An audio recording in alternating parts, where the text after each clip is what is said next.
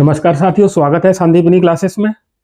और आज हम एनसीईआरटी के बायोलॉजी विषय के चैप्टर नंबर 2 के बारे में चर्चा करेंगे, जो कक्षा 11 का चैप्टर है बायोलॉजिकल क्लासिफिकेशन।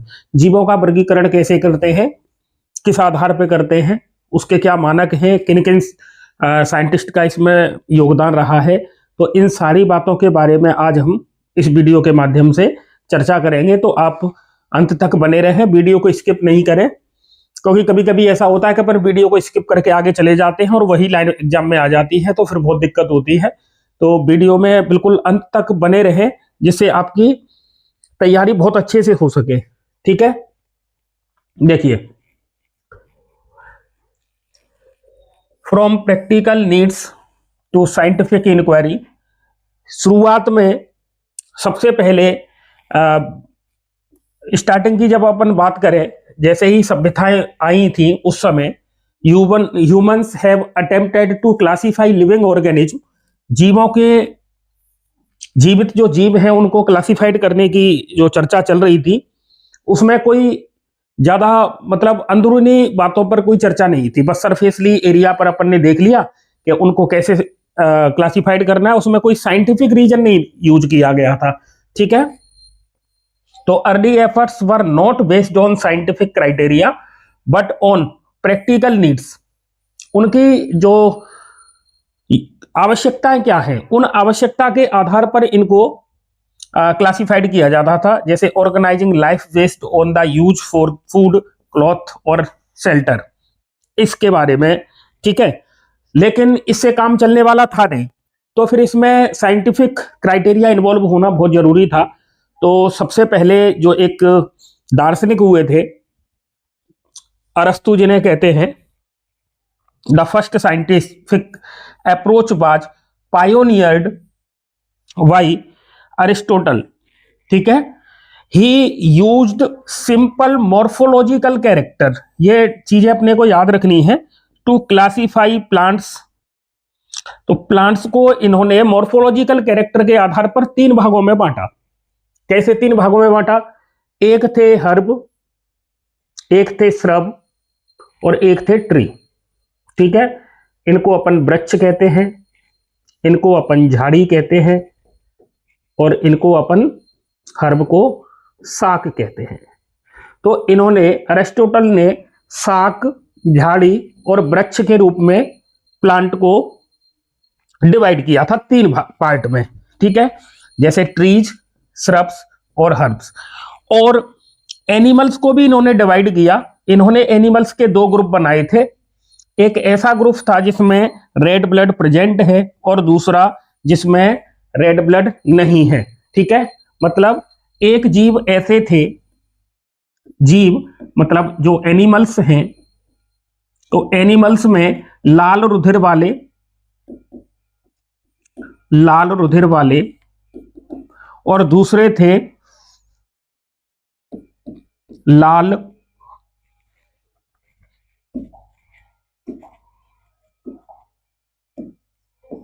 रुधिर रहित। इनको कह रहे थे ये अनाइमा और इनको कह रहे हैं इनाइमा।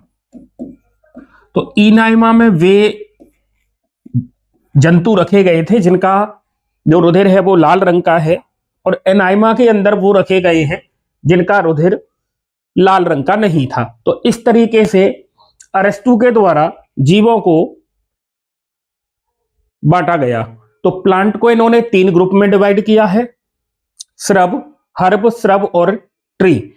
और जंतुओं को इन्होंने 2 ग्रुप में डिवाइड किया है, इनाइमा और एनाइमा। रेड ब्लड वाले इनाइमा और बिना रेड ब्लड वाले थे उनको कहा जा रहा था एनाइमा। तो इस तरीके से ये जो क्लासिफिकेशन है वो अरस्तु के द्वारा किया गया है। इसमें अरस्तु ने जो क्लासिफाइड किया गया है वो इस तरीके से है, जैसे अरस्तु ने जितने भी ऑर्गेनिज्म है इन्हें 2 ग्रुप में बांटा। पहला ग्रुप जैसे मान लेते हैं अपन एनिमल्स का, है ना, तो एक तो हो गया ये एनिमल्स का ग्रुप और एक हो जाएगा प्लांट का ग्रुप। प्लांट इन्होंने बांटे हर्ब में, श्रब में और ट्री में। ठीक है, तो 3 ग्रुप थे इधर। और इधर देखेंगे तो अपन इनाइमा जिनमें जिनका जो ब्लड है वो रेड कलर का है, और अनाइमा एनाइमा कह लो आप। तो देखो ए मतलब एब्सेंट, तो रेड ब्लड नहीं है इनका। तो इसमें जैसे इंसेक्ट आते हैं, है ना, क्रिस्टेशियंस आते हैं, मोलस्क आते हैं, और जो इनाइमा है जिनका रेड ब्लड होता है उसमें मैमल्स आते हैं, बर्ड आते हैं, सरीसृप। इस प्रकार से इन्होंने क्लासिफाइड किया था। तो ये था अरस्तु का वर्गीकरण जो मॉर्फोलॉजिकल कैरेक्टर के बेस पर था। आगे चलते हैं अपन। ए बर्ड डिवाइडेड इनटू, देखिए पूरे जितने भी जीव जंतु हैं इस दुनिया में उनको दो भागों में बांटा गया। एक था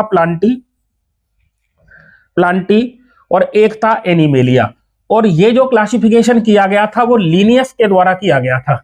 Linnean system, the Linnean system, binomial nomenclature proposed किया गया था लीनियस के द्वारा, Carolus Linnaeus.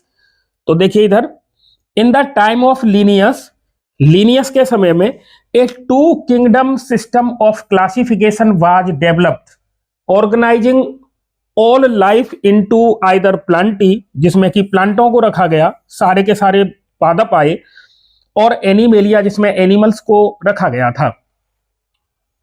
This was intuitive and easy to understand, ठीक है। However as your knowledge grew it become clear that this simple division was inadequate for classify, ठीक है। देखिए सीधा सीधा मतलब है, सबसे पहले क्लासिफिकेशन देने वाले अपन ने किसको मान लिया है, अरिस्टोटल को माना, और दूसरे नंबर पे किसको माना, लीनियस को माना। लीनियस के द्वारा जो क्लासिफिकेशन दिया गया था उसमें सारे के सारे जो भी ऑर्गेनिज्म हैं, ऑर्गेनिज्म जितने भी हैं, इन सभी को अपन दो भागों में डिवाइड कर रहे थे। एक कह दिया इन्होंने प्लांट और एक कह दिया इन्होंने एनिमल, ठीक है। तो इस तरीके से इन्होंने क्लासिफाइड कर दिया दो भागों में, ठीक है। यहां पर एक समस्या ये आती है, लीनियस के द्वारा जो क्लासिफिकेशन दिया गया था उसमें बहुत सारी कमियां रह गई, और कमियों का मीन्स ये था कि इन्होंने नहीं बता पाए ये कि इसमें प्रोकैरियोट को कहां रखेंगे, यूकैरियोट को कहां रखेंगे, है ना, यूनिसेल्यूलर किधर जाएंगे, मल्टी सेल्यूलर किधर जाएंगे। मतलब एक अव्यवस्थित तरीका लगा, कोई व्यवस्था है ही नहीं इसमें।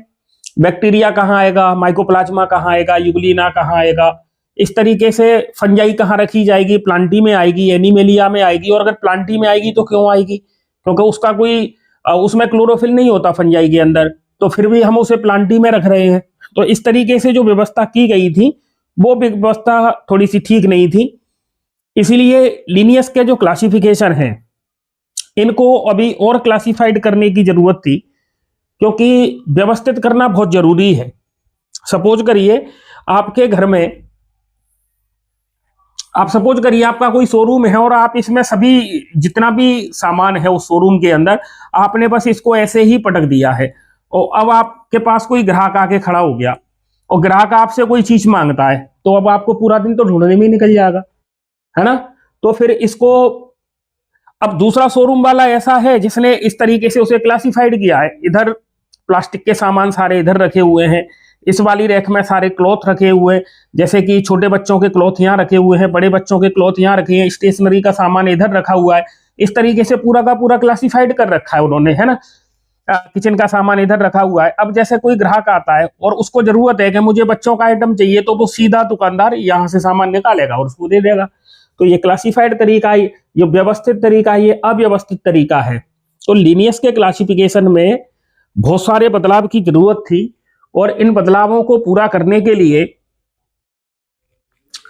इन बदलावों को कैसे पूरा करेंगे, तो इसके लिए कौन आएंगे आगे चल के, R.H. विटेकर के बारे में अपन पढ़ेंगे, ठीक है।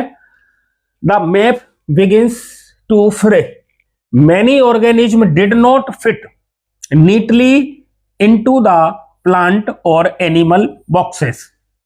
अभी जो अपन ने दो बॉक्स देखे थे उसमें सारे के सारे जीव मतलब फिट नहीं हो पा रहे हैं। प्लांट, देखो अपने पास दो ही ऑप्शन थे लीनियस के अनुसार, एक प्लांटी था और एक एनिमेलिया था। अब इधर देखो आप, फंजाई को कहां रखें इसे, एल्गी को कहां रखें, एल्गी को कहां रखेंगे, है ना। ये मोनेरा का मेंबर है, ये फंजाई है ना, इस तरीके से ये बैक्टीरिया है। तो इन क्लासिफाइड नहीं हो पा रहे ढंग से, किसको कहाँ रखना है, प्लांटी में रखेंगे, एनिमेलिया में रखेंगे, किस बेस पर रखेंगे, कोई क्लियरिटी नहीं है। तो इन सारी चीजों को दूर करने के लिए हमारे पास एक और साइंटिस्ट आएंगे। A simple system based on outward appearance was no long sufficient. तो हमें इसको और क्लासिफाइड करने की जरूरत है। तो लीनियस के क्लासिफिकेशन से तो काम चलने वाला है नहीं, तो आगे चलते हैं और अपन बात करेंगे एक नए सिस्टम के बारे में। ठीक है, redrawing the boundaries of life, a new system was needed, एक नए सिस्टम की आवश्यकता है। One that considered a deeper set of characteristic beyond simple observation. The new criteria of classification would need to include cell structure. Cell structure के आधार पर हमें यह पता लगेगा कि वो प्रोकैरियोट है या फिर यूकैरियोट है, प्रोकैरियोट है या फिर यूकैरियोट है। वेल डेवलप्ड न्यूक्लियस जिनमें पाया जाता है वो यूकैरियोट होते हैं, और जिनमें नहीं पाया जाता है वो प्रोकैरियोट होते हैं। बॉडी का ऑर्गेनाइजेशन किस तरीके का है, बॉडी का ऑर्गेनाइजेशन वो यूनिसेल्यूलर है या फिर मल्टीसेल्यूलर है, एक कोशिका से बने हैं या अधिक कोशिकाओं के बने हैं। इसी प्रकार से मोड ऑफ न्यूट्रिशन, क्या वो ऑटोट्रॉफ है या फिर वो हेटेरोट्रॉफ है, क्या वो अपना भोजन अपने आप बनाते हैं या भोजन के लिए पादपों पर निर्भर रहते हैं। अगला है रिप्रोडक्शन का मेथड किस तरीके का है, उनका रिप्रोडक्शन का मेथड किस तरीके का है। एसेक्सुअल रिप्रोडक्शन करने वाले, सेक्सुअल रिप्रोडक्शन करने वाले, वेजिटेटिव रिप्रोडक्शन करने वाले, क्या रिप्रोडक्शन में मियोसिस होता है, गैमीट का फॉर्मेशन होता है या नहीं होता है। तो एक ये क्राइटेरिया भी आगे क्लासिफिकेशन के लिए बहुत जरूरी है। और फाइलोजेनेटिक रिलेशनशिप, ठीक है, इवोल्यूशनरी कनेक्शन है क्या उनका, जीव के अंदर इवोल्यूशन का कनेक्शन है क्या। तो ये सारे क्राइटेरिया हैं जिनकी जरूरत हमें पड़ती है। तो अरस्तु और लीनियस का जो क्लासिफिकेशन है वो इन क्राइटेरियाओं पर खरा नहीं उतरता है, इसीलिए वो क्लासिफिकेशन काम का नहीं है। तो इन सारी व्यवस्थाओं को फिलफिल करने के लिए हमारे पास एक नए साइंटिस्ट आए और इन्होंने 1969 में R.H. विट्टेकर के द्वारा एक सिस्टम लॉन्च किया गया जिसे 5 किंगडम क्लासिफिकेशन सिस्टम के नाम से जाना जाता है। डायरेक्ट क्वेश्चन आता है 5 किंगडम क्लासिफिकेशन सिस्टम किसके द्वारा प्रपोज्ड किया गया था, तो आपका आंसर आएगा ये R.H. विट्टेकर के द्वारा प्रपोज्ड किया गया था। ठीक है, इन्होंने क्या किया, that revolutionised biology, this system addressed the shortcoming of the old model and provided a more accurate representation of life diversity. The 5 kingdoms are Monera, Protista, Fungi, Plantae और एनिमेलिया। देखिए प्लांटी और एनिमेलिया की बात तो Linnaeus कर रहे थे, लेकिन इन्होंने क्या किया, इन्होंने जैसे प्लांटी में से फंजाई को बाहर कर दिया। क्यों? क्योंकि फंजाई के अंदर क्लोरोफिल नहीं होता है और वो ऑटोट्रोफिक नहीं होते हैं, तो उनको इन्होंने बाहर किया। इसी प्रकार इन्होंने क्या किया, जो प्रोकैरियोट हैं उनको एनिमेलिया से और प्लांटी से निकालकर अलग कर दिया। क्योंकि ये कैसे हैं, ये किस प्रकार के हैं, तो ये प्रोकैरियोट हैं। ठीक है, और यूनिसेल्यूलर यूकैरियोट को यहां से निकाला और इनको प्लांटी से और एनिमेलिया इनमें से यहां से निकाला और इन्हें प्रोटिस्टा के अंदर रख दिया। ठीक है, तो इस तरीके से ये जो क्लासिफिकेशन दिया R.H. विटेकर ने, जिसमें कि 5 जगत बताए गए हैं, जैसे मोनेरा, प्रोटिस्टा, फंजाई, प्लांटी और एनिमेलिया। मोनेरा के अंदर जो जीव आते हैं वो सभी प्रोकैरियोट हैं, और प्रोटिस्टा के अंदर यूकैरियोट, फंजाई यूकैरियोट है ना, प्लांटी आप कहोगे यूकैरियोट, एनिमेलिया ये भी यूकैरियोट है। ठीक है, तो ये प्रोकैरियोट है, बाकी के सब यूकैरियोट है। अब इनमें भी कंडीशन क्या निकाली उन्होंने, ये प्रोकैरियोट हैं, यूकैरियोट है तो ये यूनिसेल्यूलर यूनिसेल्यूलर यूकैरियोट को प्रोटिस्टा में रखा है, बाकी के ये तीनों मल्टी सेल्यूलर है। फिर आगे देखा कि इसमें फोटोसिंथेसिस होता है तो इसमें क्लोरोफिल प्रेजेंट है और इसमें क्लोरोफिल एब्सेंट है, ठीक है, और इसमें भी क्लोरोफिल एब्सेंट है, लेकिन इसमें सेल वॉल होती है, इनमें सेल वॉल नहीं होती है। मतलब ये बहुत सारे क्राइटेरिया के आधार पर इन्होंने जीवों को बांटने की कोशिश की और वो सटीक भी है। इस आधार पर अपन जीवों को बांट सकते हैं। तो देखिए यहां पर सबसे पहले डिवाइडेशन करने वाले अरस्तु थे, दूसरे नंबर पर डिवाइडेशन करने वाले कौन है, तो आपका आंसर आएगा कि दूसरे नंबर पर डिवाइडेशन करने वाले लीनियस हैं। कौन है? लीनियस हैं। और तीसरे नंबर पर डिवाइड करने वाले हैं आर.एच. Whittaker, RH. व्हिटेकर।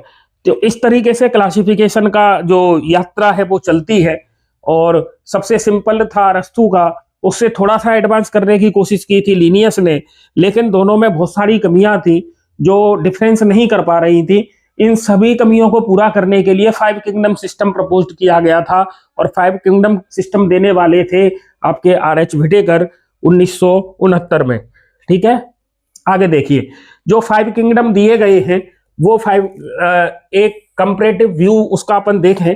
जैसे कि मोनेरा के बारे में अपन बात करते हैं, यहां पर किंगडम लिखे हुए हैं, ये सारे किंगडम हैं।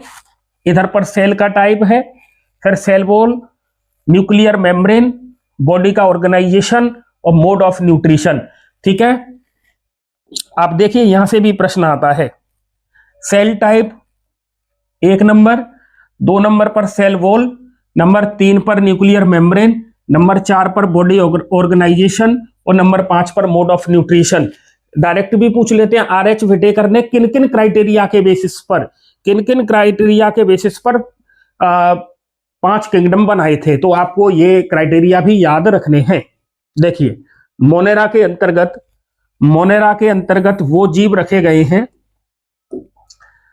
मोनेरा के अंतर्गत वो जीव रखे गए हैं जो प्रोकैरियोट होते हैं। कैसे होते हैं? प्रोकैरियोट होते हैं, मतलब इनके अंदर वेल डेवलप्ड न्यूक्लियस और सेल मेम्ब्रेन वाले जो सेल ऑर्गन्स हैं वो नहीं होते हैं। सेल वॉल की अगर बात करें तो ये नॉन सेल्यूलोजिक होती है, पॉलीसेक्राइड और अमीनो एसिड से बनी सेल वॉल इनमें पाई जाती है, ठीक है। न्यूक्लियर मेम्ब्रेन की बात करें तो एब्सेंट होती है मोनेरा के अंदर, अर्थात ये प्रोकैरियोट है। बॉडी का ऑर्गेनाइजेशन इनका सेल्यूलर है, ये सारे कोशिकीय होते हैं। मोड ऑफ न्यूट्रिशन की अगर अपन बात करते हैं तो मोनेरा के अंदर जो जीव आते हैं वो ऑटोट्रोफिक भी होते हैं और हेट्रोट्रोफिक भी होते हैं। जैसे blue green algae VGA, colour दिख रहा है क्या? नहीं दिख रहा है। जैसे कि ब्लू ग्रीन एल्गी ये ऑटोट्रोफिक होती है ना, और बाकी के इसमें हेट्रोट्रोफिक भी आते हैं। जैसे माइकोप्लाज्मा इसमें आता है, माइकोप्लाज्मा, तो ये हेट्रोट्रोफिक भी है ना। और इसमें कौन आते हैं? तो मोनेरा के अंदर एक बैक्टीरिया भी आते हैं। ये बैक्टीरिया भी 2 प्रकार के हैं, ये ऑटोट्रोफिक कीमोट्रोफिक बैक्टीरिया और आपके हेट्रोट्रोफिक। इस तरीके से ये जो मोनेरा है इसको डिवाइड किया गया है। सेल टाइप के आधार पर ये प्रोकैरियोट होंगे। सेल वॉल इनकी नॉन सेल्यूलोजिक होती है, लेकिन वो पॉलीसेक्राइड और अमीनो एसिड से बनी होती है। न्यूक्लियर मेम्ब्रेन एब्सेंट होती है। बॉडी ऑर्गेनाइजेशन इनका सेल्यूलर है। मोड ऑफ न्यूट्रिशन की बात करें तो इसमें ऑटोट्रोफिक भी आते हैं और हेट्रोट्रोफिक भी आते हैं। अगला दूसरे नंबर पर अपन पढ़ते हैं प्रोटिस्टा के बारे में। और प्रोटिस्टा कैसे हैं? तो आपको होगा कि ये यूकैरियोटिक होते हैं। कैसे होते हैं? ये यूकैरियोटिक होते हैं। इनमें सेल वॉल, कुछ में सेल वॉल पाई जाती है, सभी में नहीं पाई जाती है। न्यूक्लियर मेम्ब्रेन इनमें प्रेजेंट है। इसका मतलब जिनमें न्यूक्लियर मेम्ब्रेन प्रेजेंट है वो सारे के सारे यूकैरियोट होंगे। तो प्रोटिस्टा से लेकर एनिमेलिया तक के सारे जीव कैसे होंगे? ये आप कहोगे कि ये सर यूकैरियोट होते हैं। कैसे होते हैं? ये यूकैरियोट होते हैं। बॉडी ऑर्गेनाइजेशन इनका सेल्यूलर है। ये भी ऑटोट्रोफिक और हेट्रोट्रोफिक प्रकार के होते हैं, ठीक है। अगला है फंजाई। नंबर 3 पर फंजाई आता है। तो फंजाई ये यूकैरियोट है। इनमें सेल वॉल काइटिन से बनी होती है, काइटिन, इनकी सेल वॉल काइटिन की बनी होती है। न्यूक्लियर मेम्ब्रेन इसमें प्रेजेंट होती है, मतलब वेल डेवलप्ड न्यूक्लियस होता है। बॉडी ऑर्गेनाइजेशन इनका मल्टी सेल्यूलर होता है या फिर इसमें लूज टिश्यू टाइप के पाए जाते हैं। और इनका मोड ऑफ न्यूट्रिशन कैसा है, तो ये हेट्रोट्रॉफिक होते हैं क्योंकि इनमें क्लोरोफिल एब्सेंट होता है। ठीक है, आर.एच. व्हिटेकर ने इन्हें प्लांटी से हटा के अलग किया है। प्लांटी जो कि चौथे नंबर पे आते हैं, ये भी यूकैरियोट है। इनमें जो सेल वॉल है वो सेलुलोज की बनी होती है। न्यूक्लियर मेम्ब्रेन इनमें प्रेजेंट होती है तो यूकैरियोट होगा। टिश्यू ऑर्गेनाइजेशन या फिर ऑर्गन लेवल का इनमें ऑर्गेनाइजेशन पाया जाता है। क्लोरोफिल इनमें प्रेजेंट होता है, इसलिए ये फोटोसिंथेसिस के द्वारा अपना भोजन खुद बना लेते हैं, इसीलिए हम इन्हें ऑटोट्रॉफिक कहते हैं। इसके अलावा एनिमेलिया, ये भी यूकैरियोट होते हैं, यूकैरियोटिक होते हैं ये। इनमें सेल वॉल नहीं होती है क्योंकि जंतुओं में सेल वॉल नहीं होती है, लेकिन ये यूकैरियोट होते हैं, इसलिए इनमें न्यूक्लियर मेम्ब्रेन प्रेजेंट होती है। बॉडी ऑर्गेनाइजेशन इसका टिश्यू लेवल का, ऑर्गन और ऑर्गन सिस्टम लेवल का होता है। और ये भोजन के लिए प्लांट पर डायरेक्ट या इनडायरेक्ट रूप से डिपेंड रहते हैं, इसलिए ये हेटरोट्रॉफिक होते हैं। इनमें भी क्लोरोफिल नहीं होता है, ये फोटोसिंथेसिस नहीं कर पाते हैं। इस तरीके से व्यवस्थित रूप में आर.एच. व्हिटेकर के द्वारा क्लासिफिकेशन दिया गया था, जिसे 5 किंगडम सिस्टम ऑफ क्लासिफिकेशन के नाम से अपन जानते हैं। अगला अपन चर्चा करेंगे एक एक किंगडम के बारे में।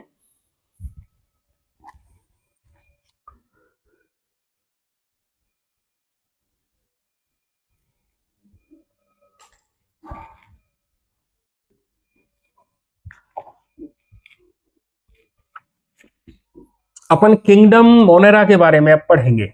सारे किंगडम अपने को एक एक से ही पढ़ने हैं। ये ancient architect of life Monera, दुनिया की ऐसी कोई जगह नहीं है जहां ये नहीं मिलता हो। ठीक है, हम सोच भी नहीं सकते ये हमारे शरीर पर, है ना, कितने संख्या में हो सकते हैं। एक मोबाइल जिसे हम यूज करते हैं उस पर करोड़ों की संख्या में और वायरस सॉरी बैक्टीरिया लगे हुए हैं। टॉयलेट की सीट से ज्यादा भी हो सकते हैं, है ना।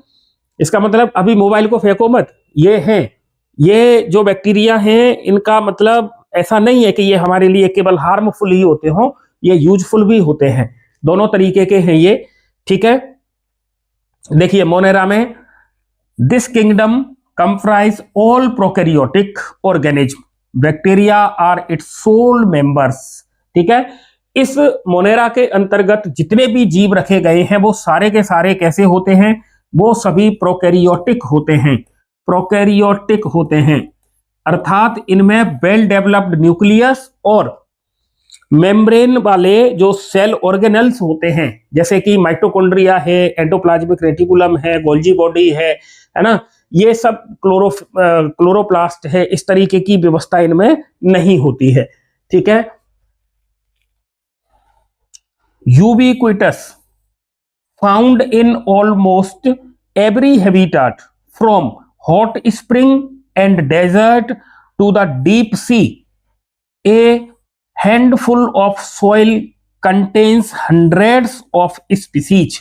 ये जो बैक्टीरिया हैं ये हर जगह मिलते हैं, चाहे वो फेवरेबल कंडीशन हो, अनफेवरेबल कंडीशन हो, हॉट स्प्रिंग हो, डेजर्ट हो, है ना, समुद्र की गहराई में, गर्म पानी के झरने में, है ना, बर्फ के नीचे, और एबायोटिक कंडीशन जैसे सॉइल के नीचे, है ना, पशुओं के आमाशय में, रूमिनेंट चेंबर में, उनके गोबर में, डंग में, ये सब जगह मिलते हैं बैक्टीरिया। ठीक है, तो ये कैसे होते हैं, यूबिक्विटस होते हैं, metabolically diverse, exhibit the most extensive metabolic diversity of any kingdom. They can be autotrophic जैसे कि फोटोसिंथेटिक और कीमोसिंथेटिक और हेट्रोट्रॉफिक। तो ये इसमें ये फोटोसिंथेटिक भी होते हैं या फिर कीमोसिंथेटिक बैक्टीरिया हो सकते हैं और ये हेट्रोट्रॉफिक होते ही हैं।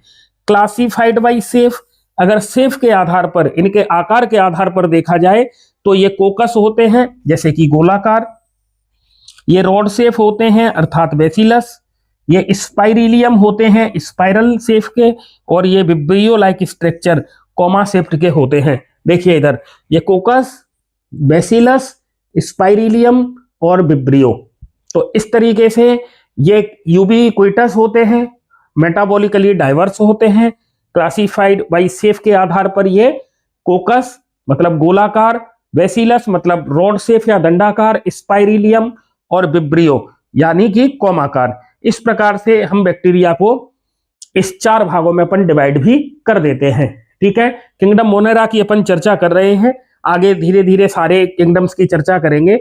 वीडियो अगर आपको इंटरेस्टिंग लग रहा है, आपको कुछ सीखने के लिए मिल रहा है, आपके लिए वीडियो उपयोगी है, तो प्लीज चैनल को सब्सक्राइब करें, लाइक करें वीडियो को, और वीडियो को शेयर करते रहें अपने फ्रेंड्स और फैमिली के साथ। ठीक है, आपके सपोर्ट की बहुत जरूरत है, तो प्लीज आप सांदीपनी क्लासेस के साथ अपना प्यार बनाए रखें। देखिए, किंगडम प्रोटिस्टा की अगर अपन बात करते हैं, किंगडम प्रोटिस्टा की बात करते हैं, तो the diverse word of single celled eukaryote, इसमें एक कोशिकीय यूकैरियोट को रखा गया है, एक कोशिकीय यूकैरियोट को रखा गया है। ठीक है, तो किंगडम मोनेरा के अंतर्गत बैक्टीरिया आते हैं और ये प्रोकैरियोट होते हैं। बैक्टीरिया जैसे कि साइनोबैक्टीरिया, आर्कीबैक्टीरिया और माइकोप्लाज्मा। माइकोप्लाज्मा जो स्मॉलेस्ट सेल होती है। आर्कीबैक्टीरिया जो अनफेवरेबल कंडीशन में भी पाए जाते हैं, और बीजीए ब्लू ग्रीन एल्गी जिसे अपन साइनोबैक्टीरिया के नाम से जानते हैं, एक्चुअल में है cyanobacteria. Blue green algae, algae भले ही कहते हैं, लेकिन ये यूकैरियोट में नहीं आती है, यूकैरियोट में ये नहीं आती है। चलिए इनके बारे में थोड़ी सी चर्चा और कर लेते हैं। देखिए, आर्कीबैक्टीरिया, आर्की जीवाणु, आर्की जीवाणु। ठीक है, देखिए, living in most harsh habitat, मतलब ऐसे आवास में भी ये जिंदा रह लेते हैं जहां कोई और जीवित नहीं रह सकता, उस तरीके की कंडीशन में भी ये जीवित रहते हैं। जैसे कि ये साल्टी एरिया में पाए जाते हो, लवणीय भूमि में, है ना, लवणीय एरिया में अगर ये पाए जाते हैं तो जिन्हें हेलोफिल्स के नाम से जानते हैं। ठीक है, हॉट स्प्रिंग में पाए जाते हैं, तब हम इनको कहते हैं थर्मो एसिडोफिल्स, थर्मो एसिडोफिल्स, है ना, हेलोफिल्स। लवणीय आवास में अगर मिलते हैं तो हेलोफिल्स, गर्म आवास में मिलते हैं तो थर्मो एसिडोफिल्स, और मार्सी एरिया मतलब कीचड़ वाले स्थान पर अगर ये मिलते हैं तो हम इन्हें कहते हैं मीथेनोजन, मीथेनोजन के नाम से इनको जानते हैं। ठीक है, देखो हर एक लाइन में क्वेश्चन है, ये सारे के सारे क्वेश्चन हैं, हर एक लाइन क्वेश्चन को रिप्रेजेंट करती है। यहां पर आपको शॉर्ट स्वीट कंटेंट मिलेगा, लेकिन परीक्षा की दृष्टि से ये बहुत महत्वपूर्ण है। आप ऐसे ही नहीं समझें, वीडियो को आप देखें, रुकें वीडियो में और देखें, आपको कंटेंट बहुत बेहतर मिलेगा। कई बार क्या करते हैं बच्चे, स्टार्टिंग में ही देखा कि नया चैनल है, व्यूज भी कम आए हैं तो कंटेंट में दम नहीं होगा, ऐसा नहीं होता है, कंटेंट आपको दमदार मिलेगा। आगे देखिए, अगर ऐसे क्वेश्चन आ जाए कि ये यूबैक्टीरिया से भिन्न क्यों होते हैं, आर्की बैक्टीरिया और यूबैक्टीरिया में अगर मेन डिफरेंस देखा जाए तो क्या है, तो सबसे पहले हम देखेंगे इनकी जो कोशिका भित्ति की संरचना है, अर्थात यूबैक्टीरिया की और आर्की बैक्टीरिया की जो सेल वॉल है उसमें डिफरेंस है। ठीक है, इनमें जो आर्की बैक्टीरिया होते हैं, इनकी जो सेल वॉल है वो स्यूडो पेप्टिडोग्लाइकन से बनी होती है, स्यूडो पेप्टिडोग्लाइकन से बनी होती है, और इसकी जो प्लाज्मा मेम्ब्रेन है, मतलब इसकी जीव द्रव्य झिल्ली है या इसकी जो सेल मेम्ब्रेन है, वो सिंगल लिपिड लेयर से बनी होती है। वास्तव में देखा जाए तो ये बाइलेयर्ड होती है, लेकिन इनमें ये सिंगल लेयर्ड की बनी होती है। इसकी वजह से, और ये अनफेवरेबल कंडीशन में भी पाए जाते हैं, इसकी वजह से इनको आर्की बैक्टीरिया में रखा गया है। आपने देखा होगा जो मीथेनोजन बैक्टीरिया है, मीथेनोजन जो बैक्टीरिया होते हैं, ये मीथेनोजन बैक्टीरिया जैसे कि काऊ है, बफेलो है, गाय है ना, भैंस है, भेड़ बकरी है ना, और जितने भी जुगाली करने वाले हैं, जो रूमिनेंट जिनको कहते हैं अपन, रूमिनेंट जीव कहते हैं, उनके ये आमाशय में, रूमिनेंट चैम्बर में मिलता है, और इनके ये गोबर में भी पाया जाता है। तो मीथेनोजन बैक्टीरिया की सहायता से हम बायोगैस का प्रोडक्शन करते हैं। कौन सी गैस का? बायोगैस का प्रोडक्शन करते हैं, और प्रश्न यहां से भी आता है कि बायोगैस का जो मेन कंपोनेंट है वो क्या है, तो आपका आंसर आएगा कि वो मीथेन होता है। बायोगैस का मुख्य घटक क्या है? मीथेन होता है। ठीक है, इस तरीके से हमने ये चर्चा की है आर्कीबैक्टीरिया के बारे में। तो यहां से आपका क्वेश्चन गलत नहीं होगा, आपकी पूरी डिटेल है। अगर आप कक्षा 11 के भी विद्यार्थी हैं तो आप अपने एग्जाम में इसे इस तरीके से भी लिख के आ सकते हो। ठीक है, अगला देखें अपन यू बैक्टीरिया के बारे में चर्चा करें। जो यू बैक्टीरिया होते हैं इन्हें सत्य जीवाणु भी कहते हैं, सत्य जीवाणु के नाम से जानते हैं। इसमें देखिए साइनोबैक्टीरिया या blue green algae, blue green algae को अपन नील हरित शैवाल के नाम से जानते हैं, नील हरित शैवाल या ब्लू ग्रीन एल्गी, नील हरित शैवाल के नाम से जानते हैं। तो इनको अपन ट्रू बैक्टीरिया कहते हैं। और क्यों कहते हैं? क्योंकि इनकी जो सेल वॉल है वो पेप्टिडोग्लाइकन की बनी होती है, पेप्टिडोग्लाइकन से बनी होती है। देखो ये जो BGA है, ब्लू ग्रीन एल्गी है, इसे हम यूकैरियोट्स नहीं कहते, ये प्रोकैरियोट में रखा गया है। ये किस में रखा गया है? प्रोकैरियोट में रखा गया, याद रखना है। ब्लू ग्रीन एल्गी, कहीं आप ऐसा समझे कि एल्गी शब्द लगा हुआ है तो अपन इसे यूकैरियोट में रख देंगे, तो ऐसा नहीं है। ये ब्लू ग्रीन एल्गी के नाम से जानी जाती है, लेकिन है ये बैक्टीरिया का टाइप जिसे हम साइनोबैक्टीरिया या साइनो जीवाणु भी कहते हैं। आगे देखिए, इनमें एक स्पेशल टाइप की सेल पाई जाती है, विशिष्ट कोशिका पाई जाती है। इनमें एक विशिष्ट कोशिका पाई जाती है जिसे हेट्रोसिस्ट कहते हैं। क्या कहते हैं? हेट्रोसिस्ट कहते हैं। ये नाइट्रोजन फिक्सेशन में सहायक होती है क्योंकि इसमें नाइट्रोजिनेज एंजाइम पाया जाता है। हेट्रोसिस्ट के अंदर, हेटेरोसिस्ट के अंदर ये एक विशेष प्रकार की कोशिका है और इसमें नाइट्रोजन स्थिरीकरण करने वाला, नाइट्रोजन फिक्सेशन करने वाला, स्थिरीकरण करने वाला एंजाइम पाया जाता है। एंजाइम पाया जाता है जिसे नाइट्रोजिनेज कहते हैं, जिसे नाइट्रोजिनेज एंजाइम कहते हैं। इसकी सहायता से ये नाइट्रोजन को फिक्स कर लेता है। ठीक है, तो हमने बात की है किसके बारे में? हेट्रोसिस्ट के बारे में। हेट्रोसिस्ट क्या है? साइनोबैक्टीरिया में मिलने वाली एक विशेष प्रकार की कोशिका है जिसको हेट्रोसिस्ट के नाम से जानते हैं। इसमें नाइट्रोजिनेज एंजाइम पाया जाता है जिसकी सहायता से ये नाइट्रोजन को फिक्स कर लेता है। ठीक है, आगे देखिए, ये जो साइनोबैक्टीरिया है इनके चारों तरफ देखो सराउंडेड बाई म्यूसिलेजिनस सीथ, इनके चारों तरफ म्यूसिलेज का आवरण पाया जाता है। किसका आवरण पाया जाता है? म्यूसिलेज का आवरण पाया जाता है। जैसे ये साइनोबैक्टीरिया है, जैसे नोस्टॉक का ये मैं डायग्राम ड्रॉ कर दूं इस तरीके से, तो इसमें एक बड़ी सेल पाई जाती है जिसे हेट्रोसिस्ट सेल कहते हैं। इस तरीके से ये नोस्टॉक है। ठीक है, तो इस नोस्टॉक के चारों तरफ एक म्यूसिलेज की सीथ लगी रहती है इस तरीके से। इस तरीके से ये सीथ के अंदर कवर्ड रहता है, तो सराउंडेड बाय म्यूसिलेजिनस सीथ, आपको ये चीज याद रखनी है। और ये जो हेट्रोसिस्ट है, यही हेट्रोसिस्ट ये नाइट्रोजन के फिक्सेशन का काम करती है।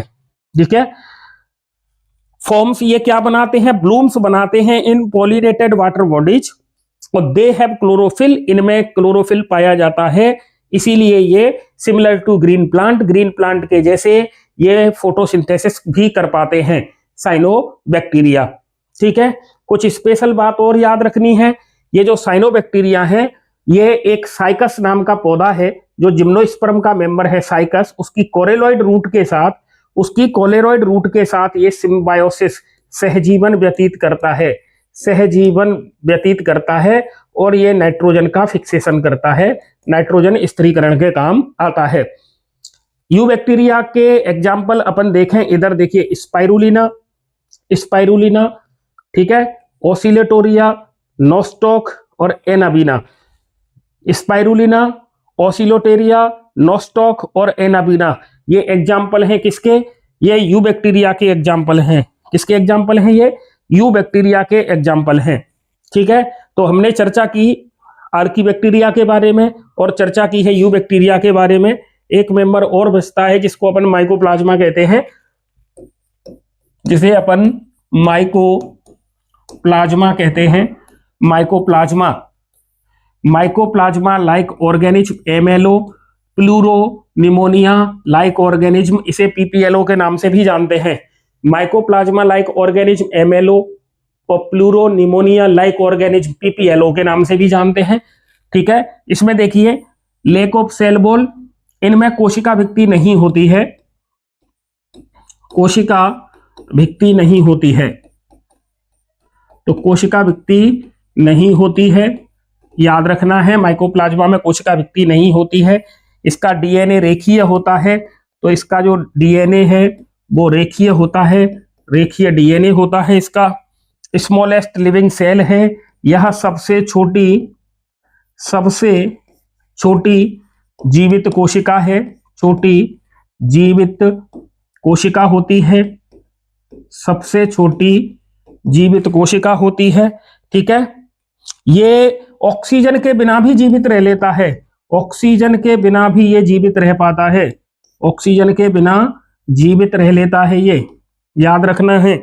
और इसमें पैथोजेनिक अर्थात ये रोगजनक होता है, रोगजनक भी होता है, ये पादपों में, जंतुओं में कई प्रकार की बीमारियां उत्पन्न करता है।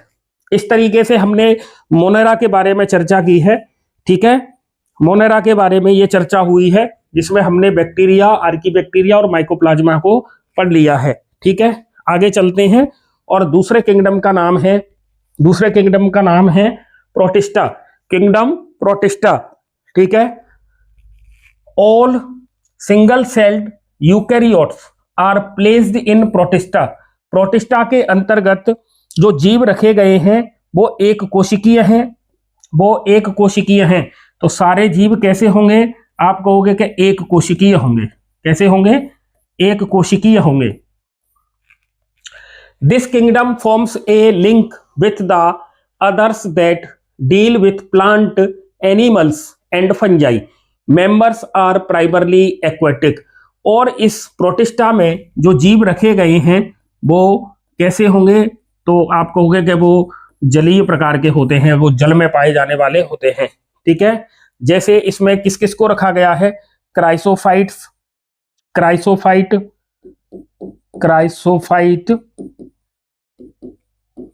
ठीक है, ये क्राइसोफाइट, यूग्लिनोइड, ये यूग्लिनोइड है, ये फोटोसिंथेसिस भी कर लेता है और ये प्रीडेटरी फॉर्म का भी होता है, फोटोसिंथेसिस नहीं कर पाता है तब ये दूसरे जीवों को भी खाता है, इसमें दोनों प्रॉपर्टी हैं। तो ये प्लांट और एनिमल के बीच की कनेक्टिव लिंक है, ये कनेक्टिव लिंक किस किस के बीच में, तो आपका आंसर आएगा प्लांट प्लस एनिमल। ये प्लांट के तरह भी कार्य कर लेता है, एनिमल्स के तरह भोजन के लिए दूसरे पर डिपेंड भी रहता है। एक है जैसे डायनोफ्लेजिलेट, जैसे कि गोनियालेक्स,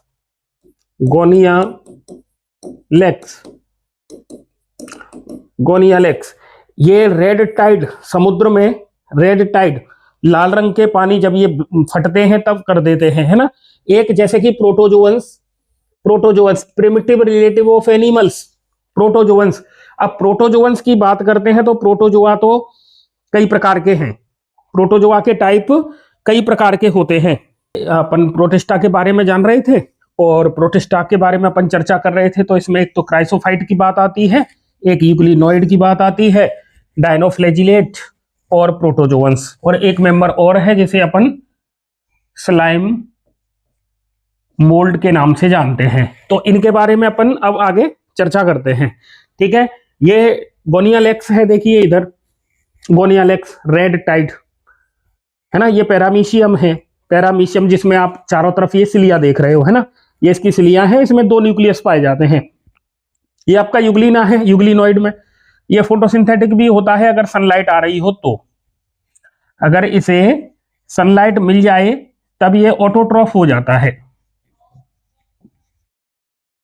ठीक है, और सनलाइट नहीं मिले तो ये कैसा हो जाएगा, हेट्रोट्रॉफ। ये क्राइसोफाइट है, chief producer in the ocean, ये चीफ प्रोड्यूसर है और ये डाइटमी सॉइल बनाते हैं, तो चलिए अब इसके बारे में अपन चर्चा कर लेते हैं। देखिए ये जो प्रोटिस्टा है, ये अपने बेसिकली 5 प्रकार के हैं। देखो नंबर 1 पर क्राइसोफाइट, हिंदी मीडियम वाले बच्चे ऐसे ही लिख लेंगे, डायरेक्ट मैं लिख देता हूं, क्राइसोफाइट ठीक है। तो इनमें देखिए ये फोटोसिंथेटिक ऑर्गेनिज्म है, मतलब ये फोटोसिंथेसिस कर लेते हैं, ठीक है, फोटोसिंथेसिस करने वाले हैं, ये सारे के सारे समुद्र में पाए जाने वाले हैं, है ना, क्राइसोफाइट। ये इसमें डाइटम्स और डेस्मिड मतलब गोल्डन एल्गी, है ना, पीले सुनहरे शैवाल इसके अंतर्गत आते हैं और ये फोटोसिंथेसिस करते हैं।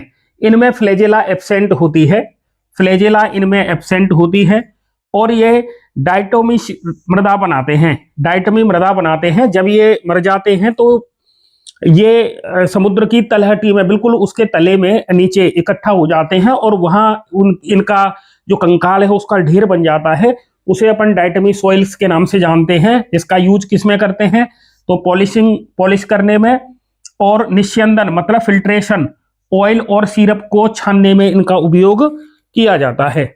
और अपन को एक मेन बात जो याद रखनी है, जो मोस्ट है, वेरी इंपॉर्टेंट पॉइंट है, ये चीफ प्रोड्यूसर होते हैं, ठीक है, महासागरों में ये प्रधान उत्पादक होते हैं, ठीक है। नंबर 2 पे अपन पढ़ेंगे डायनोफ्लैजिलेट्स।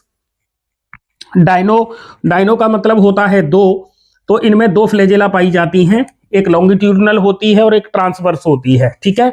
और ये फोटोसिंथेटिक ऑर्गेनिज्म होते हैं, फोटोसिंथेटिक ऑर्गेनिज्म होते हैं और इनमें जो सेल वॉल है, सेल वॉल वो सेल्यूलोज प्लेट की बनी होती है। इसमें एग्जाम्पल आता है गोनियालेक्स, इसमें एग्जाम्पल क्या आता है, गोनियालेक्स आता है। देखिए इधर ये है डायनोफ्लैजिलेट का गोनियालेक्स, इसमें ये 2 फ्लैजेला प्रेजेंट होती हैं और ये रेड टाइड बनाता है, जिसकी वजह से समुद्र का जो पानी है वो लाल रंग का हो जाता है और इसमें एक विषैला पदार्थ टॉक्सिन निकलता है, जिसकी वजह से उस पानी में आसपास रहने वाले जो जीव जंतु हैं वो मर जाते हैं, उनको वो मृत हो जाते हैं, जीव जंतु मर जाते हैं। तो ये अपन गोनियालेक्स की बात कर रहे थे। तीसरे नंबर पे आता है युगलिनोइड। युगलिनोइड तो अपन चित्र में देख लेते हैं, ये युगलिना है, ये युगलिनोइड का मेंबर है, ठीक है। इसमें सेल वॉल नहीं होती है, तो मैं यहां लिख देता हूं सेल वॉल एब्सेंट होती है, लेकिन इसमें पेलिकल का एक आवरण पाया जाता है, पेलिकल का आवरण पाया जाता है जो कि प्रोटीन रिच होता है, जो कि प्रोटीन रिच होता है और इसकी वजह से इसे लचीलापन प्राप्त होता है, ये लचीलापन इसको मिल जाता है, ठीक है। युगलिना के बारे में अपन पढ़ते हैं, ये फ्रेश वाटर मतलब स्टेगनेंट वाटर के अंदर ये पाया जाता है। इसमें सेल वॉल नहीं होती है, सेल वॉल इसमें एब्सेंट होती है। प्रोटीन रिच लेयर इसमें पाई जाती है जिसे पेलिकल कहते हैं, जिसकी वजह से ये फ्लेक्सिबल होता है। ये ऑटोट्रॉफ होता है, अगर इसको सनलाइट मिल जाए तो, अगर इसको सनलाइट मिल जाए तब ये ऑटोट्रॉफ होता है और एब्सेंस ऑफ सनलाइट में ये हेटेरोट्रॉफ्स होता है, मतलब ये स्वपोषी भी होता है। जब इसको सूर्य का प्रकाश मिले तो ये स्वपोषी होता है और सूर्य का प्रकाश नहीं मिले तो ये परपोषी होता है। और इसमें रिप्रोडक्शन केवल एसेक्सुअल टाइप का होता है, सेक्सुअल रिप्रोडक्शन इसमें नहीं होता है, एब्सेंट होता है, सेक्सुअल रिप्रोडक्शन नहीं होता है, ठीक है। आप लोग वीडियो को पॉज कर लें और इसका स्क्रीनशॉट ले लें या फिर इसको अपने रजिस्टर में नोट डाउन कर लें, वीडियो देखते हैं आप, क्योंकि ये बहुत ही इंफॉर्मेटिव कंटेंट रहता है, तो आप अपना रजिस्टर लेके और इसको लिखते जाया करें। हिंदी मीडियम वाले बच्चे भी, जो मैं हिंदी बोल रहा हूं तो उसको अपने नोट डाउन कर लें या फिर वीडियो की स्पीड थोड़ा सा स्लो कर लें, उस मोड पर देख लें आप, है ना। अगले हैं स्लाइम मोल्ड। ये सेप्रोफिटिक प्रोटिस्टा होते हैं, मतलब ये मृतपोषी होते हैं और इनमें सेल वॉल नहीं पाई जाती है, ये मृतपोषी होते हैं, कोशिका भित्ति इनमें नहीं होती है और ये move among decay twigs and leaf, ये मृत पदार्थ जो प्लांट्स के पार्ट होते हैं जैसे टहनी है या उसकी पत्ती है वहां पर ये मिल जाते हैं। और एक ये प्लाज्मोडियम लाइक स्ट्रक्चर बनाते हैं, जो एग्रीगेशन होता है, ये आपस में अंडर फेवरेबल कंडीशन में ये आपस में इकट्ठे हो जाते हैं और एग्रीगेट होकर एक ये संरचना बनाते हैं जिसे हम प्लाज्मोडियम के नाम से जानते हैं। याद रखें ये वो प्लाज्मोडियम नहीं है जिसको मादा एनाफ्लीज मच्छर लेके जाता है ना, तो ये वो प्लाज्मोडियम नहीं है जिससे हमें मलेरिया होता है, क्योंकि वो प्लाज्मोडियम प्रोटोजोआ के अंदर आता है, स्लाइम मोल्ड के अंदर नहीं आता है। तो विशेषकर आप इसको याद रखें, मैं इस पे स्टार लगा देता हूं, ये वो प्लाज्मोडियम नहीं है, स्लाइम मोल्ड में बनने वाली प्लाज्मोडियम स्ट्रक्चर वो प्लाज्मोडियम नहीं है जिससे हमें मलेरिया होता है, ठीक है, मलेरिया वाले प्लाज्मोडियम की हम अभी चर्चा करेंगे। अगला है नंबर 5 पर प्रोटोजोआ। ठीक है, प्रोटोजोआ ये एनिमल्स के क्या है, ये पूर्वज, ऐसी समानता मानी जाती है। देखिए ये प्रिमिटिव रिलेटिव ऑफ एनिमल्स होते हैं प्रोटोजोअन्स, है ना, प्रोटोजोअन्स ये प्रिमिटिव है। और इसमें अपन जो प्रोटोजोआ है इनको अपन 4 भागों में डिवाइड करते हैं। ठीक है, कितने भागों में डिवाइड करते हैं? 4 भागों में इनको डिवाइड करते हैं। और ये कैसे होते हैं? तो आप कहोगे ये हेटेरोट्रॉप्स होते हैं और इनमें सेल वॉल नहीं पाई जाती है। प्रोटोजोअन्स में सेल वॉल नहीं पाई जाती है, याद रखना है। प्रोटोजोअन्स में सेल वॉल नहीं पाई जाती है, याद रखना है। इसमें 4 कैटेगरी हैं। अमीबोइडल, जो अमीबा जिसमें आता है ना, जैसे एंट अमीबा, हिस्टोलिटिका अमीबा का एक भाई है जो हमें डिसेंट्री रोग करता है, मतलब खूनी दस्त, पेचिस कर देता है वो। ठीक है, तो ये अमीबोइडल, ये स्यूडोपोडिया के द्वारा मूवमेंट करता है। अमीबा किसके द्वारा गति करता है? तो आपका आंसर आएगा कि कूटपाद या स्यूडोपोडिया के द्वारा। सिलिएटेड, इनमें पच्छमाभ पाए जाते हैं, इन्हें पच्छमाभी प्रोटोजोआ कहते हैं। इसमें आपका पैरामीशियम आता है, जैसा कि इस चित्र में पैरामीशियम दिखाई दे रहा है ये, तो ये इस पर जो लगे हुए हैं ये सारे सिलिया हैं। ठीक है, अगला है फ्लैजिलेटेड, कशाभिकीय, इसमें ट्रिपेनोसोमा आता है, जिसे निद्रालु रोग होता है। ठीक है, स्लीपिंग सिकनेस होता है ट्रिपेनोसोमा के द्वारा। तो ये हो गए कशाभिकीय प्रोटोजोआ। देखिए सबसे पहला कौन सा है? अमीबीय प्रोटोजोआ। नंबर 2 पे कौन है? तो आप कहोगे पच्छमाभी प्रोटोजोआ। नंबर 3 पर कसाभी प्रोटोजोआ और नंबर 4 पर स्पोरोजोआ। स्पोरोजोआ में प्लाज्मोडियम आता है जिससे हमें मलेरिया रोग होता है। ठीक है, और कक्षा 12th में अपन ये पढ़ेंगे कि ये जो प्लाज्मोडियम है इसकी कई स्पीसीज पाई जाती हैं, जैसे प्लाज्मोडियम फेल्सीपेरम है, प्लाज्मोडियम ओवेल है, प्लाज्मोडियम मलेरियाई है। ठीक है, प्लाज्मोडियम वाइवेक्स है। तो वो अलग अलग तरीके के हमें क्या करता है? मलेरिया उत्पन्न करता है। तो अभी तक हमने क्या पढ़ा?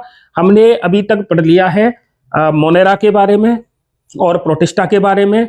और स्टार्टिंग जो हमने गई थी इस चैप्टर की, तो वहां हमने पढ़ा था क्लासिफिकेशन अरस्तु का, फिर उसके बाद पढ़ा लीनियस का, उसके बाद पढ़ा हमने आर.एच. विटेकर का। आर.एच. विटेकर के जो क्लासिफिकेशन है उसमें 5 किंगडम है। सबसे पहला मोनेरा जिसकी चर्चा हमने कर ली है, दूसरे नंबर पे आता है प्रोटिस्टा जिसकी चर्चा हमने कर ली है। अब तीसरे नंबर पे हम चर्चा करेंगे कवक के बारे में या फंजाई के बारे में। ठीक है, तो अगला जो किंगडम है नंबर 3 पर जो किंगडम आता है, किंगडम नंबर 3, इसे कहते हैं किंगडम फंजाई। और ये क्या होते हैं? तो ये हमारी प्रकृति के महान डिकम्पोजर होते हैं, अपरदहारी, है ना, डिकम्पोज करते हैं, ये मृत पदार्थों को डिकम्पोज करते हैं। तो जो फंजाई है इसको हम किसके नाम से जानते हैं? इसको हम कवक के नाम से जानते हैं। किसके नाम से जानते हैं? कवक के नाम से जानते हैं। और ये सभी कैसे होते हैं? तो आप कहोगे ये सारे के सारे हेट्रोट्रोफिक ऑर्गेनिज्म होते हैं, हेट्रोट्रोफिक ऑर्गेनिज्म होते हैं। ठीक है, इनमें सेल वॉल पाई जाती है, मतलब कोशिका भित्ति पाई जाती है जो कि काइटिन से बनी होती है। इनकी सेल वॉल किसकी बनी है? तो आप कहोगे कि काइटिन की बनी होती है। ठीक है, ये और प्लांट में सेल वॉल किसकी बनी होती है? तो आपका आंसर आएगा कि सेल्यूलोज की बनी होती है। स्ट्रक्चर इनकी अगर हम देखें, इनकी संरचना कैसी होती है, इनकी संरचना कैसी होती है, तो इनकी संरचना के बारे में अगर बात करें तो their bodies are made of long thread like structure, है ना, कैसी होती है? थ्रेड लाइक स्ट्रक्चर होती है, जिसको हम हाइफा के नाम से जानते हैं। जिसको हम किसके नाम से जानते हैं? हाइफा के नाम से जानते हैं। और ये हाइफा आपस में मिलकर एक नेटवर्क बना लेते हैं, एक जाल बना लेते हैं। इस जाल को हम माइसीलियम कहते हैं। देखिए इस पूरे के पूरे जाल को हम माइसीलियम के नाम से जानते हैं। किस नाम से जानते हैं?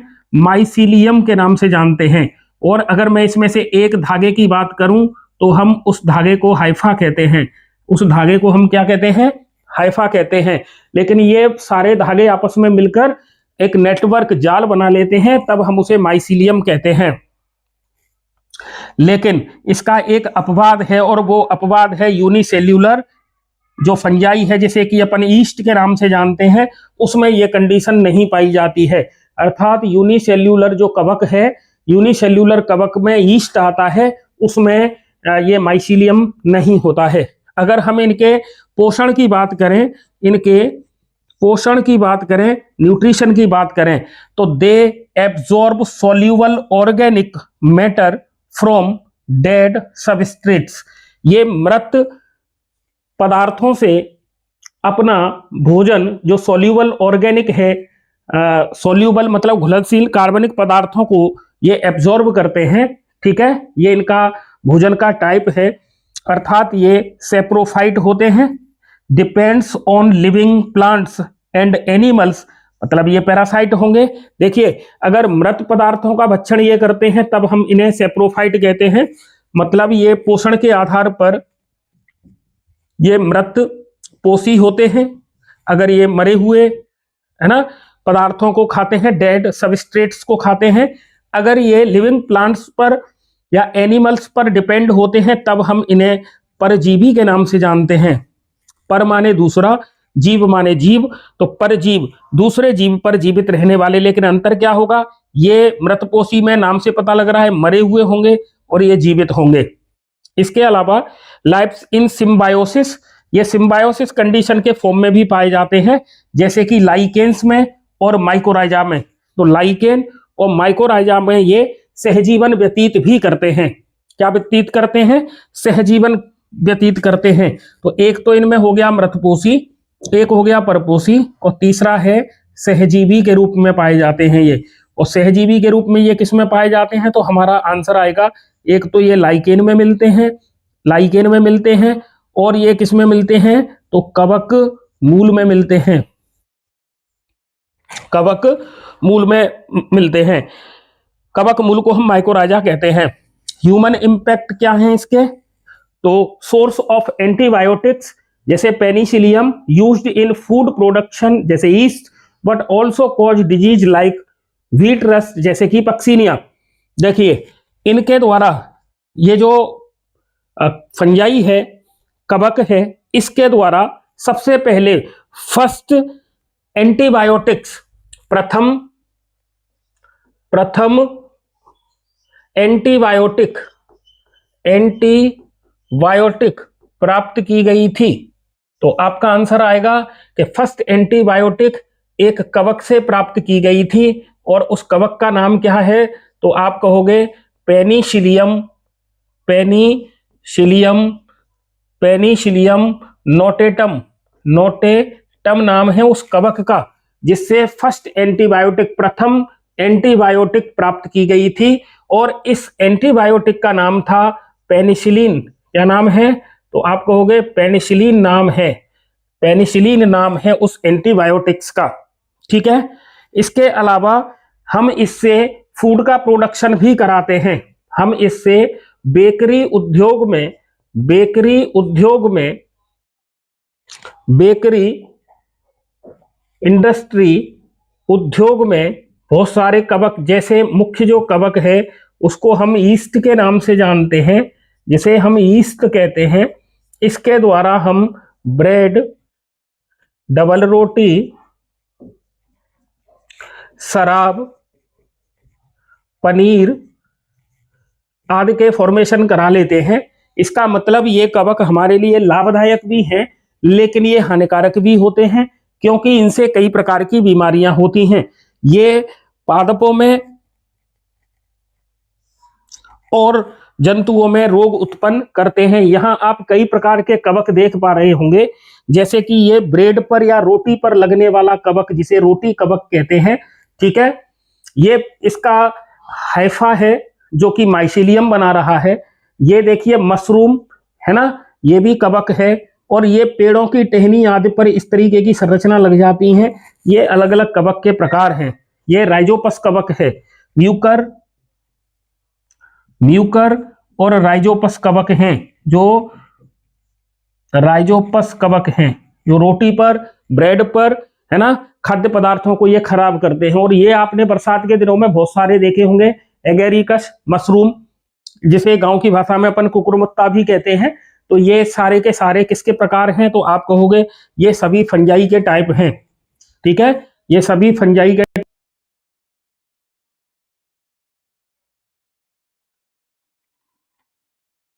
ठीक है। तो हमने अब 3 किंगडम अपने पूरे हो चुके हैं। एक मोनेरा हो गया, एक प्रोटिस्टा हो गया और तीसरा ये फंजाई हो गया। अगले किंगडम की चर्चा करते हैं अपन, और अगला किंगडम है अपना Plantae, the autotrophic producer. Plantae ये ऑटोट्रॉफिक मतलब ये स्वपोषी होते हैं, स्वपोषी, और प्रोड्यूसर मतलब उत्पादक। ये इस पृथ्वी पर जितने भी जीव जंतु हैं उन सभी के लिए भोजन का उत्पादन करने वाले ये होते हैं। This kingdom includes all eukaryotic chlorophyll containing organism, मतलब पर्णहरित युक्त यूकैरियोट पर्णहरित युक्त यूकैरियोट प्लांटी के अंतर्गत रखे गए हैं। ठीक है, इनके कुछ की फीचर हैं, इनके कुछ लक्षण देखें अपन, विशेषता देखें तो ये मल्टी सेल्यूलर होते हैं, इनमें सेल वॉल सेल्यूलोज से बनी हुई होती है। दे आर ऑटोट्रॉफ्स, ये स्वपोषी होते हैं, है ना। ये फोटोसिंथेसिस की प्रक्रिया द्वारा क्या बनाते हैं, फूड बनाते हैं। ठीक है, इसके अलावा कुछ पार्शियल हेट्रोट्रॉफ्स भी होते हैं। A few members are partially heterotrophs such as insectivorous plant Venus fly trap ये हेट्रोबोरस है, और ये पैरासाइट जैसे कि कस्कुटा पैरासाइट फॉर्म में अमरबेल पाई जाती है। ठीक है, तो ये मेनली तो ये कैसे होते हैं, स्वपोषी होते हैं। स्वपोषी मतलब ऑटोट्रॉफ होते हैं क्योंकि इनमें क्लोरोफिल पाया जाता है। लेकिन अमरबेल कस्कोटा जिसे कहते हैं वो पैरासाइट है, और वो किसी दूसरे प्लांट के ऊपर रहकर अपना भोजन एब्जॉर्ब करता है वाइओस्टोरिया के द्वारा, तो इसीलिए हम उसे पैरासाइट कहते हैं। और कुछ ऐसे प्लांट हैं जो दलदली भूमि में पाए जाते हैं जिनमें नाइट्रोजन की कमी होती है, तो वो नाइट्रोजन की कमी पूरा करने के लिए कीटों को खाते हैं। तो उनकी जो लीफ है ना वो घड़े के आकार की हो जाती है, इसलिए उन्हें हम पिचर प्लांट कहते हैं। जैसे कि नेफेंथीज है ना, वीनस फ्लाई ट्रैप, नेफेंथीज, ये क्या करते हैं, ये कीटों का भक्षण करते हैं, इसीलिए हमें इन्हें इंसेक्टिवोरस के नाम से भी जानते हैं। और ये प्लांट कहाँ उगते हैं, तो आप कहोगे कि ये दलदल वाली भूमि में उगते हैं और जहां पर नाइट्रोजन की कमी रहती है। तो नाइट्रोजन की कमी को पूरा करने के लिए ये कीट पर डिपेंड रहते हैं। अगर मैं इसकी सेल साइकिल की बात करूं तो ये जो प्लांट्स होते हैं, एक्टिविटी है life cycle with alternation of generation between a diploid sporophytic phase and a haploid gametophytic phase. ठीक है, देखो मियोसिस जब हो जाता है और इसमें जब गैमीट का फॉर्मेशन होता है तब हम उसे कहते हैं गैमेटोफिटिक फेज, और जो मेन प्लांट बॉडी बन जाती है फर्टिलाइजेशन के बाद तब हम उसे कहते हैं स्पोरोफिटिक फेज। ठीक है, मेजर ग्रुप्स इस प्लांटी में किस किस को रखा गया है, तो आप कहोगे हमें इसके अंदर एल्गी को पढ़ना होता है, एल्गी के बाद हम इसमें ब्रायोफाइट्स को पढ़ते हैं, ब्रायोफाइट्स के बाद हम इसमें टेरिडोफाइट्स को पढ़ते हैं, इसके बाद हम इसमें जिम्नोस्पर्म को भी पढ़ते हैं और एंजियोस्पर्म को भी पढ़ते हैं। तो इस तरीके से एल्गी, ब्रायोफाइट, टेरिडोफाइट, जिम्नोस्पर्म और एंजियोस्पर्म, इनको हम प्लांटी के अंतर्गत पढ़ते हैं। ठीक है, और जब हम किंगडम प्लांटी के बारे में स्पेशली चैप्टर पढ़ेंगे तब इसके बारे में हम पूरी डिटेल में चर्चा करेंगे। ठीक है, अगला है एनिमेलिया किंगडम। ये हेट्रोट्रॉफिक कंज्यूमर होते हैं क्योंकि ये प्लांट से अपना भोजन प्राप्त करते हैं, इनमें क्लोरोफिल नहीं होता है, इसलिए ये दूसरे पर भोजन के लिए डिपेंड रहते हैं। This kingdom is characterised by heterotrophic eukaryotic multicellular organism, है ना, लेक सेल वॉल, लेकिन इनमें सेल वॉल नहीं पाई जाती है। न्यूट्रिशन इसका क्या है, तो ये डिपेंड्स डायरेक्टली और इनडायरेक्टली किसके ऊपर रहते हैं, प्लांट के ऊपर रहते हैं। किसके लिए रहते हैं, तो आप कहोगे भोजन के लिए। Their mode of nutrition is holozoic by ingestion of food is store as glycogen और फैट। ये ग्लाइकोजन और फैट के रूप में फूड को स्टोर करके रखते हैं। तो आप कमेंट करके बताएंगे प्लांट्स के अंदर जो फूड है वो किस फॉर्म में स्टोर रहता है, किस फॉर्म में स्टोर रहता है। ठीक है, तो आप ये कमेंट करेंगे। ग्रोथ एंड डेवलपमेंट की बात करें तो इनमें डेफिनेट ग्रोथ होती है, मतलब निश्चित वृद्धि होती है, ये निश्चित वृद्धि करने वाले होते हैं। पादपों में अनिश्चित होती है। Growing into adult with a distinct shape of and size. Complexity higher form exhibit elaborate sensory and neuromotor mechanism they majority are capable of locomotion. और अगर इनके रिप्रोडक्शन की बात करें तो इनमें सेक्सुअल रिप्रोडक्शन मेनली पाया जाता है, जिसमें मेल एंड फीमेल गैमीट आपस में फ्यूज करते हैं, ठीक है, फर्टिलाइजेशन होता है और इनसे एम्ब्रियोलॉजिकल डेवलपमेंट होता है। तो इसमें हम किस किस की चर्चा करेंगे, तो इसमें देखो फिशेस आती हैं, है ना, ये साइकन है, जैसे कि पोरीफेरा का मेंबर है, तो इसमें पोरीफेरा से लेके कॉर्डेटा तक, है ना, हम इसमें सभी की चर्चा करेंगे। और अगले चैप्टर में एनिमेलिया किंगडम का स्पेशल चैप्टर एनसीईआरटी में दे रखा है कक्षा 11 में, तो हम उसका जब चर्चा करेंगे तो इसकी फुल डिटेल वहां आ जाएगी। अब एक मेन बात ये आती है, विटेकर के 5 जगत जो वर्गीकरण विटेकर के द्वारा दिया गया था, कुछ ऑर्गेनिज्म ऐसे हैं जो प्रोटिस्टा, देखिए यहां पर इनको हल्का सा ब्लर कर दिया है, मतलब protista, monera, protista, fungi, plantae, animalia, इन 5 किंगडम में कुछ जीव नहीं रखे गए हैं। उन जीवों को 5 किंगडम सिस्टम ऑफ क्लासिफिकेशन में इंक्लूड नहीं किया गया है। वो कौन कौन से हैं, तो हम उनकी चर्चा करते हैं। एक तो है इसमें वायरस, एक तो है वायरस, एक है वायरोइड, एक है प्रियोन्स, ठीक है, ये 5 किंगडम सिस्टम में शामिल नहीं है। इनके बारे में मैंने एमसीक्यूज बतौर वीडियो पहले से बनाए हुए हैं, जो आपको सांदीपनी क्लासेस के यूट्यूब प्लेटफॉर्म की प्लेलिस्ट में आपको मिल जाएंगे, वहां जाकर भी आप इनको देख सकते हैं, ठीक है। ये ए सेल्यूलर टाइप के जीव है, मतलब ये जैसे हम वायरस की बात करें तो ये न तो लिविंग है, ना ही ये लिविंग प्रॉपर्टी रखता है और ना ही ये नॉन लिविंग वाली प्रॉपर्टी रखता है। अगर ये होस्ट सेल के अंदर है लिविंग हो जाता है, होस्ट सेल के बाहर है नॉन लिविंग हो जाता है, इसीलिए हम इसे यूकैरियोट कहते हैं और इसे लिविंग और नॉन लिविंग ऑर्गेनिज्म के बीच की योजक कड़ी कहते हैं। यहां पर ये जो डायग्राम आप देख पा रहे हो ये T2 बैक्टीरियोफेज का है, बैक्टीरियोफेज का है ये, ठीक है। चलो आगे, वायरस, वायरस क्या होते हैं? आप कहोगे जो वायरस हैं वो ऑब्लिगेट पैरासाइट होते हैं, ऑब्लिगेट पैरासाइट होते हैं, ठीक है, और इसे अपन पॉइजनस फ्लूइड के नाम से जानते हैं। ये एक प्रकार का तरल विष होता है। वीजरिंक ने इन्हें कंटेजियम बाइबम फ्लूइड के नाम से जाना था। ये वायरस हैं जो नॉन सेल्यूलर ऑर्गेनिज्म हैं with an inert crystalline structure outside a living cell, ठीक है। इनका जो प्रकृति है, इनकी जो प्रकृति है वो कैसी है, तो हम देखें, once they infect a host cell, अगर ये किसी परपोषी कोशिका को संक्रमित करता है, they take over its mechanism, तो उस सेल के जो मैकेनिज्म है, मशीनरी है, उसको ये अपने काम में ले लेता है। टू रिप्लीकेट देमसेल्फ, और अपने आप को ये रिप्लीकेट कर लेता है, मतलब ये लिविंग हो गया है। Killing the host, they are obligate parasite, ठीक है। तो ये ऑब्लिगेट पैरासाइट भी होता है, ठीक है, डिपेंड करता है उसी होस्ट सेल में ये जीवित रहता है। डिस्कवरी किसने की थी इसकी? डिस्कवरी किसने की थी? तो इवानोवस्की ने इसको खोजा था, इवानोवस्की ने इसको खोजा था। टोबैको मोजेक डिजीज, तंबाकू के पौधे में जो मोजेक रोग होता है उसमें, और इसको क्रिस्टलाइज करने का काम स्टेनले ने किया था, क्रिस्टलाइज करने का काम स्टेनले की किया था, ठीक है। अगर मैं इसकी संरचना की बात करूं, इसकी संरचना कैसी होती है, तो आपको पता है इसमें केवल 2 ही चीजें मिलती हैं। बाहर की तरफ कैप्सिड होता है जो प्रोटीन का बना है, किसका बना है? प्रोटीन का बना है। और एक इसमें जेनेटिक मटेरियल होता है, जेनेटिक मटेरियल होता है जो कि आरएनए हो सकता है अथवा डीएनए हो सकता है, ठीक है। तो इस तरीके से हमने ये चर्चा कर ली किसकी? वायरस के बारे में।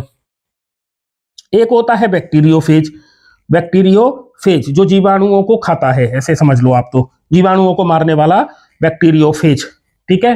तो यहां पर ये जो स्ट्रक्चर बनी हुई है ये बैक्टीरियोफेज है।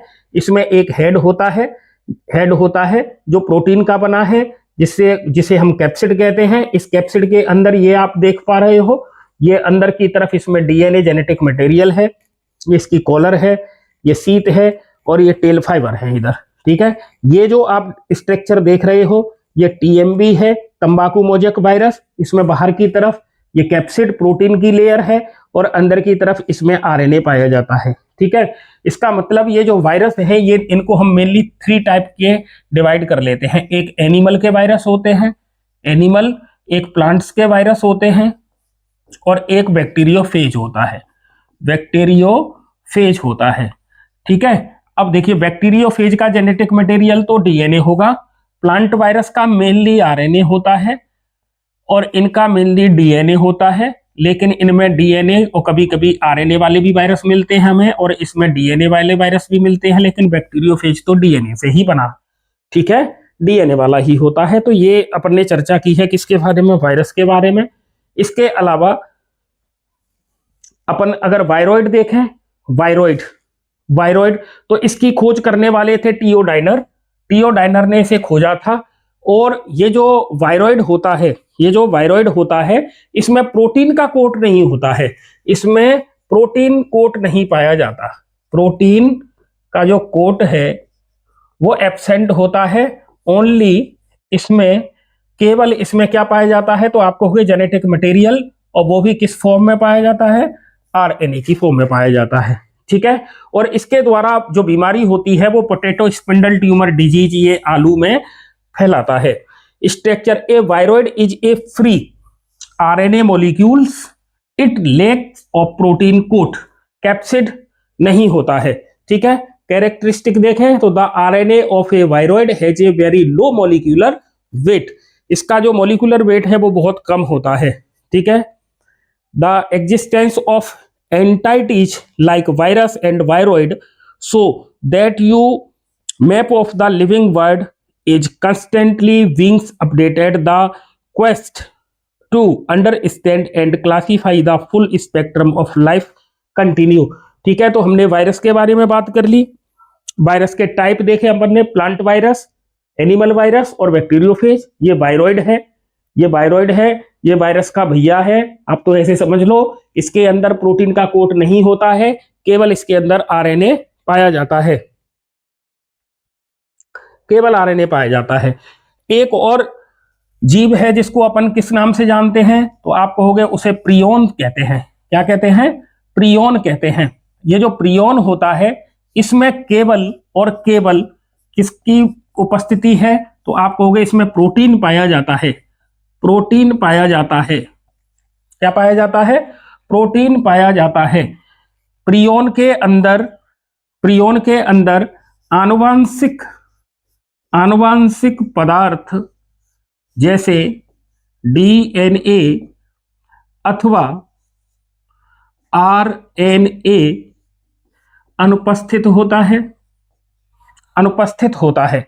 ठीक है, इसके द्वारा भेड़ में स्क्रैपी रोग होता है, स्क्रैपी रोग होता है, भेड़ में स्क्रैपी रोग होता है। ठीक है, और इसकी खोज प्रूसीनर के द्वारा की गई थी, प्रूसीनर के द्वारा की गई थी, प्रूसीनर के द्वारा की गई थी। ठीक है, इसकी खोज किसके द्वारा की गई है, प्रूसीनर के द्वारा की गई है। इसके अलावा आपके इस चैप्टर में एक और लाइकेन के बारे में भी कहा गया है, लाइकेन, लाइकेन। ठीक है, लाइकेन ये एक प्रकार का एसोसिएशन है कवक प्लस शैवाल, कवक प्लस शैवाल का सहजीवन, सहजीवी संबंध होता है, सहजीवी संबंध होता है। कवक और शैवाल का सहजीवी संबंध होता है, जिसमें कवक वाले भाग को अपन कवकांश कहते हैं, कवकांश कहते हैं। कवक मतलब फंजाई, फंजाई वाले भाग को माइकोवियोंट कहते हैं, माइकोवियोंट कहते हैं। और शैवाल वाले भाग को सेवलांस कहते हैं, सेवलांस कहते हैं, अर्थात इसे फाइकोवियोंट कहते हैं। क्या कहते हैं, फाइकोवियोंट कहते हैं। सहजीवन का मतलब क्या है, तो इधर देखिए, सहजीवन का मतलब क्या है, जैसे मैंने इधर लिखा एल्गी और इधर लिखा मैंने फंजाई। अब देखिए ये जो शैवाल है ये फोटोसिंथेसिस की प्रक्रिया द्वारा, फोटोसिंथेसिस प्रकाश संश्लेषण करता है और ये भोजन बनाता है। तो ये कवक को भोजन उपलब्ध करवा देता है और कवक इसे जमीन से अवशोषित करके खनिज उपलब्ध कराता है। खनिज उपलब्ध कराता है। क्या उपलब्ध कराता है? तो आप कहेंगे खनिज उपलब्ध कराता है, ठीक है। और कवक इसको आश्रय के तौर पर यूज करता है। इसका मतलब इन दोनों को एक दूसरे से फायदा है, नुकसान किसी को नहीं है। जब एक दूसरे से दोनों को फायदा होता है और नुकसान किसी को नहीं होता है, तब हम ऐसे जीवन को सहजीवन कहते हैं। क्या कहते हैं? सहजीवन कहते हैं। इस तरीके से हमने आज चर्चा की है कक्षा 11 के एनसीईआरटी का जो चैप्टर नंबर 2 है क्लासिफिकेशन के बारे में। तो हमने इसमें अरस्तु को भी पढ़ा, हमने इसमें लिनियस को पढ़ा, हमने इसमें आर.एच. विटेकर को पढ़ा और आर.एच. विटेकर द्वारा दिए गए 5 किंगडम को पढ़ा। और किंगडम में शामिल नहीं किए गए जैसे कि वायरस है ना, वायरॉइड है, प्रियोन है, इनके बारे में भी पढ़ा और लाइकेन के सहजीवन के बारे में भी पढ़ा। इसी प्रकार के और वीडियो आपको आगे मिलते रहेंगे। तो संदीपनी क्लासेस को आप सब्सक्राइब करें, वीडियो को लाइक और शेयर करें, कमेंट करना ना भूलें, बेल आइकन को प्रेस जरूर कर लें जिससे कि आपको नोटिफिकेशन मिलता रहे। आज के लिए बस इतना ही, मिलते हैं अगले वीडियो में, तब तक के लिए जय हिंद।